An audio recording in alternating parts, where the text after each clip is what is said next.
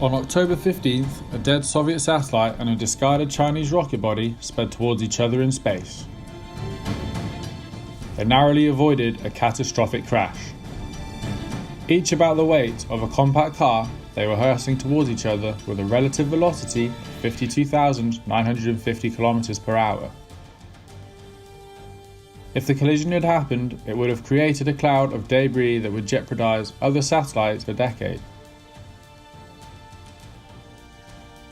The defunct Russian navigation satellite named Cosmos 2004 was launched in 1989, while discarded Chinese rocket part called CZ-4CRB is from a 2009 launch.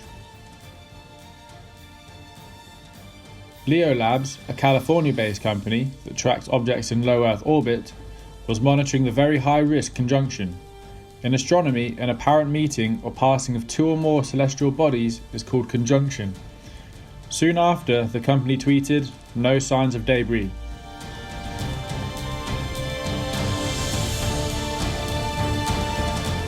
Retired Canadian astronaut and former commander of the International Space Station lauds the effort made by LEO Labs. Chris Hadfield has flown 2 space shuttle missions and has encountered space debris. Actually, nothing happened on the 15th. They missed each other, so that was good. The reason that you know about it is because there's a commercial company called LEO Labs that is tracking things in orbit. And they can track things, down to pretty small, but they're limited by the power of the radar. They saw and predicted that these two pieces of large junk that are in orbit almost hit each other. Fortunately, they missed.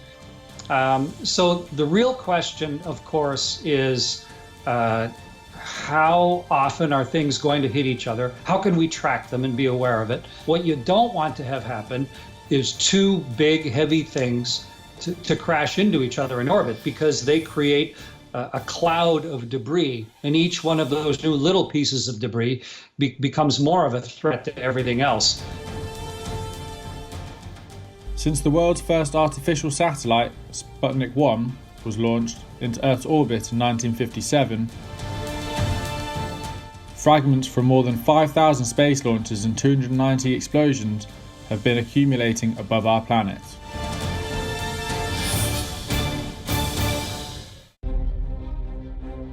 Meanwhile, Elon Musk's SpaceX is hustling to get its Starlink broadband satellites into orbit. On October 18th, the rocket company launched the latest batch of 60 Starlink satellites on Falcon 9 to fulfill the company's promise to provide affordable, high-speed internet to even the most remote corners on Earth. But will it come at a cost?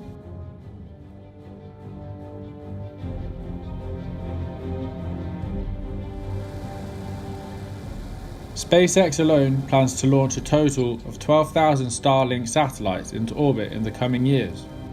The astronomy community has been raising concerns about how busy Earth's orbit will become.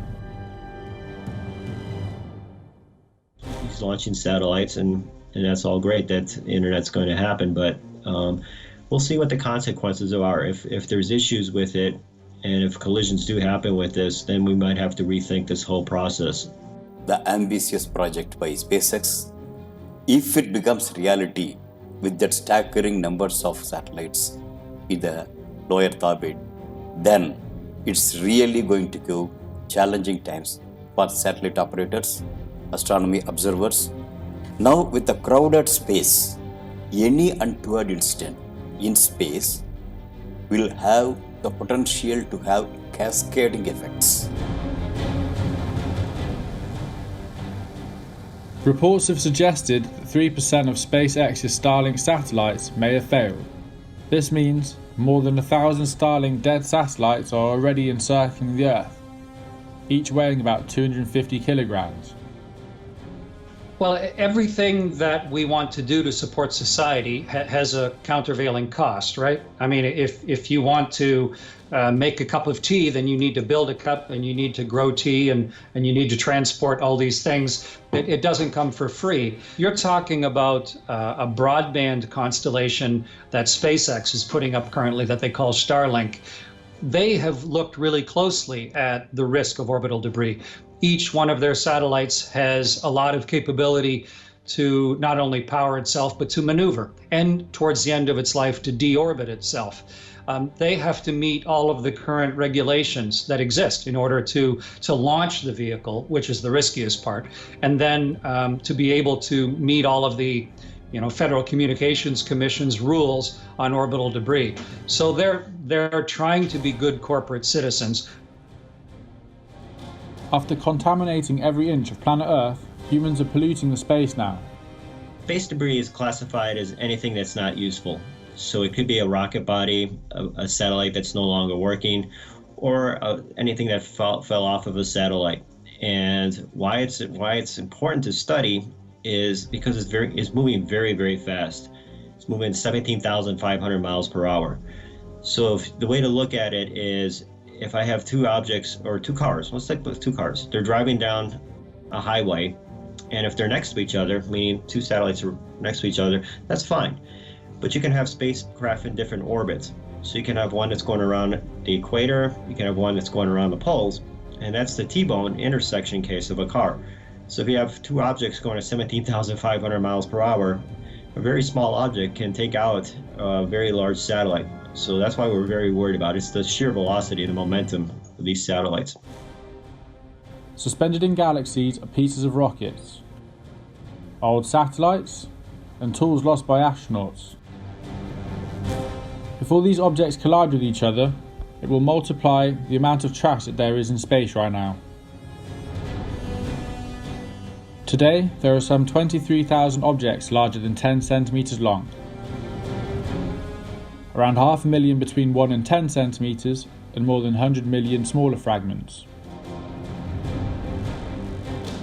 Sensors carried on space vehicles only tend to detect micro debris, but damage from a collision can be serious due to the very fast orbital speed of the debris at 10 kilometers per second.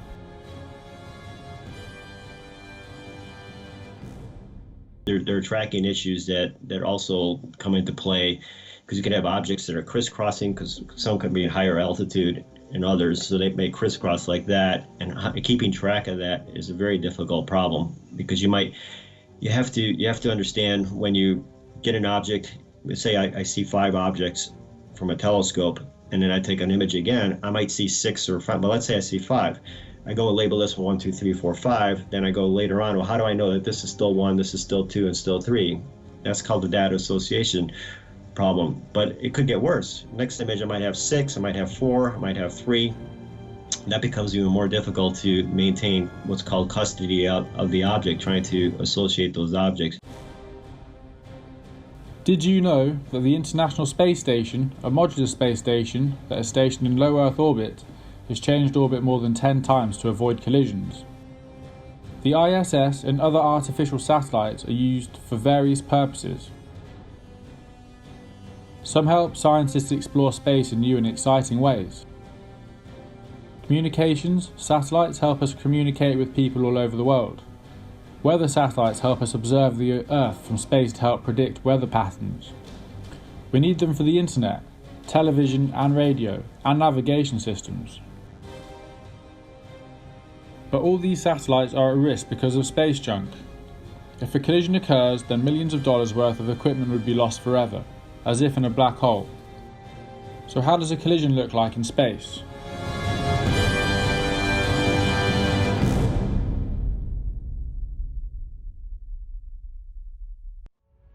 This is a scene from the 2013 Oscar-winning film Gravity. Was the movie being alarmist, or could space trash indeed be as dangerous as this film depicts? The movie Gravity was a movie. It was not a documentary. It was not based in fact.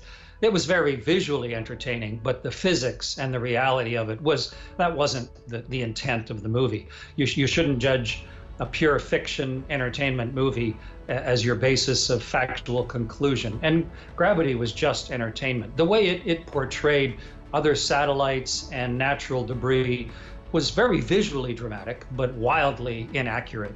Nothing like reality. But that's okay. It's a movie. It's not intended to, it's not a university course. While the events depicted in the film may be fictional, it managed to raise awareness about an issue that had been ignored in the din to conquer space. NASA claims that nearly 10 objects pass within 2 kilometers of vital communications satellites every week, triggering warnings about a collision. Operators and astronomers have to work day and night to maneuver satellites to safety. The task becomes immensely challenging even if there is a slight change in the path of ungoverned objects. Orbits are pretty predictable, like the moon's orbit around the world. We understand it very well. The closer you get to the Earth, though, there's a little bit of air. Like our atmosphere doesn't just stop. There are still molecules of the atmosphere hundreds and hundreds of kilometers away from the Earth. And when the sun is really active, it actually pushes those molecules further away. So when you're trying to predict where a satellite is going to orbit, you have to sort of put into your math, how many particles of the atmospheres are going to run into. It's reasonably accurate, but it's not perfect. Even tiny flecks of paint from a spacecraft can contribute to the space junk and be dangerous. Because in space, it moves very fast, reaching speeds of about 33,400 kilometers per hour, almost 7 times faster than a bullet. Things orbit the Earth from way down low, of course, like airplanes flying around. Space, we say, starts at about 100 kilometers. And we have things in orbit that are staying in orbit from as low as a couple hundred kilometers all the way out to the moon. It orbits the Earth. And our geostationary satellites at about 36,000 kilometers. So there are little bits of human-made things all the way from just a few hundred kilometers above the Earth all the way out to 36,000 is where most of them are. And if you add them all up, some of them, of course, are tiny, like a fleck of paint or the size of a grain of sand. And those ones it's very hard to count things that small. There's no way to track them. But if you track things that are 1 centimeter, as long as your fingernail or shorter, then there are over 1 million of those that we know of orbiting the world. And somewhere between 1 centimeter and maybe 10 centimeters, we guess there's on the order of maybe 900,000 of those. Things that we can actually track, where we can use our radars on the ground to track them, that's around 20,000 things orbiting the world. So those numbers sound big, but if you think about it, there are about 1.2 billion cars driving on our roads every day, and they're all in the same plane. They don't change altitude. So yeah, the numbers are big, but space is enormous as well. So you have to take the threat seriously, but in the proper proportions. The amount of debris in space has also put space-based explorations at risk. So why have humans not been more careful about what they put in orbit and what they leave behind?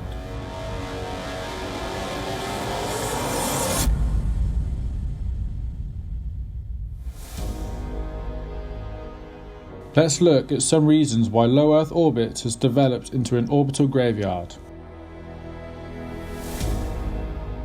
In 2007, the deliberate destruction of a Chinese weather satellite, the Chinese Fengyun 1C spacecraft, created an uproar in the space industry.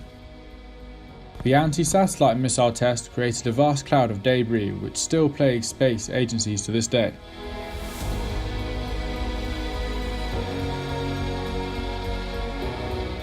China caused about 2,000 pieces of debris, and you can see the spike. So if you want to test that, that's fine, but you don't have to take out a satellite to do it. And yeah, they should be. Everybody that does this should be criticized, because it's much easier to track one big, large satellite or big object than it is to track thousands of small ones. In 2009, 2 communication satellites, the US active commercial Iridium-33 and the derelict Russian military Cosmos 2251, accidentally collided at a speed of 42,000 kilometers per hour at an altitude of 789 kilometers above Serbia. It was the first time a high-velocity collision occurred between the 2 satellites. Until then, all accidental hypervelocity collisions had involved a satellite and a piece of space debris, The incident alone increased the large orbital debris population in low Earth orbit by approximately 70%. An old Russian Cosmos satellite and an American Iridium satellite, and they crashed into each other, and they were quite high, and so that means there's more altitude for things to rain down through, and that created thousands of small pieces of debris. We do need to look at proportion, though. The Earth gets hit by 40 tons of natural debris from space every single day. 40 tons a day of rock from the universe, most of it little pieces, hit the Earth. So that's an obvious threat to me living on the space station. But also human-made debris is one of the other threats. And in 2019, India tested an anti-satellite weapon during an operation codenamed Mission Shakti.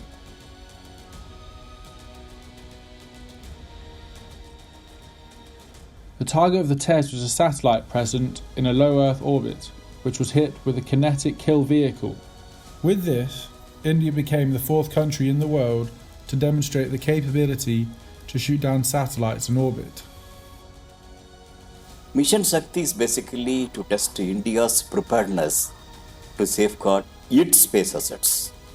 And that test was done in a very, very responsible way, containing the immediate debris in a very low Earth orbit, to ensure the debris don't last long in the space.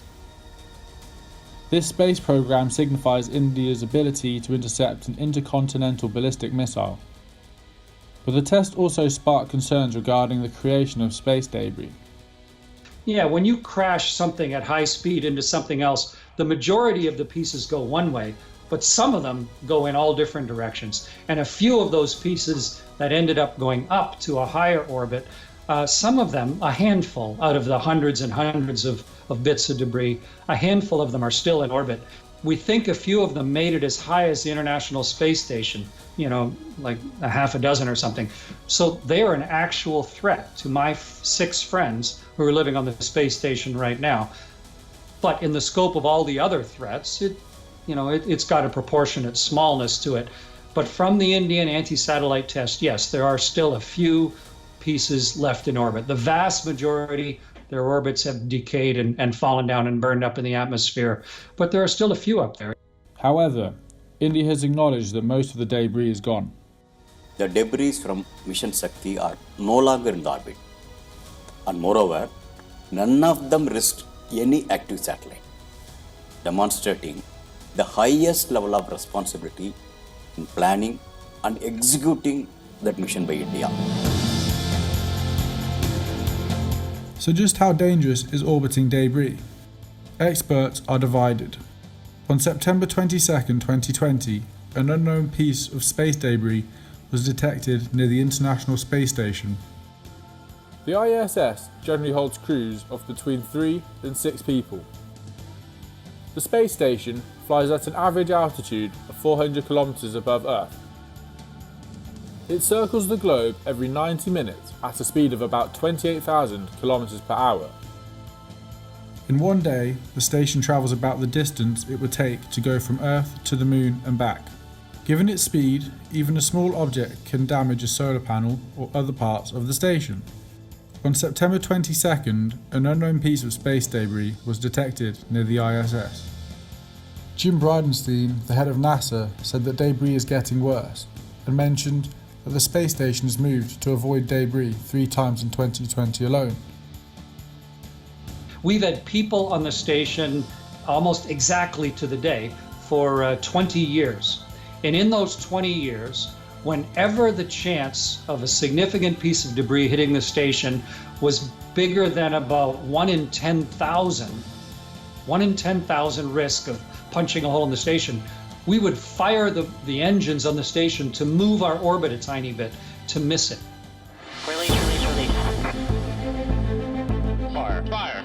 The fact is that with more countries joining the space race, the amount of space debris in lower Earth orbit will continue to grow unless remedial action is taken. The European Space Agency has launched the first space mission to remove an item of debris from orbit, called Clear Space 1. The program is expected to get off the ground by the year 2025. The mission has also paved the way to create a new market for in-orbit servicing, as well as debris removal. But how will it tackle the debris? So they sent a smaller object and sent a net out for it, and it captured it with a net. The one thing you'll notice, if you look at, they have a video of this, they've already done this. The thing you'll notice is that the net wasn't tethered to the satellite. There was no string going from the net to the satellite, because the dynamics of how that happened, if you catch a satellite and that satellite's turning and the net's going to start to turn, it might affect your satellite and cause it to go unstable. International cooperation is also needed to remove the garbage from space. Right now, there are no treaties or laws to keep a tab on the issue. Space debris mitigation has not been explicitly addressed in the 5 United Nations treaties exclusively dealing with outer space and related activities. However, numerous provisions can be interpreted to demonstrate that they address debris removal.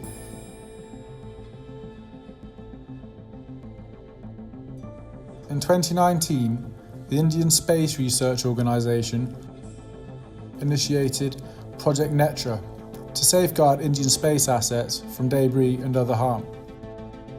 The early warning system that cost 400 crore rupees or $54 million will give India its own capability in space situational awareness. It will also be used to protect threats from debris.